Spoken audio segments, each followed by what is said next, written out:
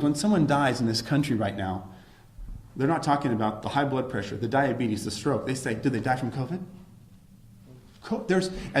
We've been to hundreds of autopsies. You don't talk about one thing. You talk about comorbidities. Their vessels were narrowed. Their lungs were a smoker. COVID was part of it. It is not the reason they died, folks.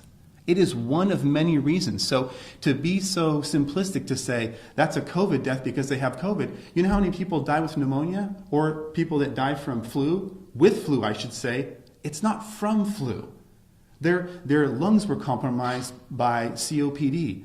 They had a heart attack 2 years ago. They have a weakened body.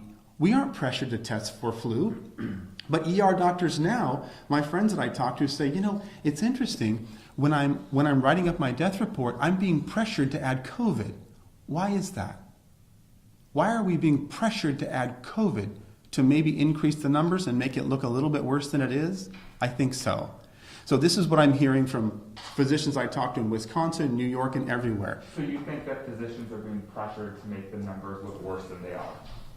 They're being pressured to add it to their diagnostic list. And so where is that pressure coming from, in your opinion?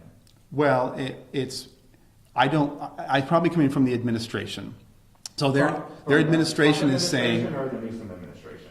it's probably coming from the hospital administration. I didn't ask them specifically, but they said we're being pressured in-house to add COVID to the diagnostic list when we think it has nothing to do with the actual cause of death. You can't confirm that beyond their word. The actual cause of death was not COVID, but it's being reported as one of the disease processes and being added to the death list. When they died from COPD, they had COVID. COVID didn't kill them. 25 years of tobacco use killed them. Yeah,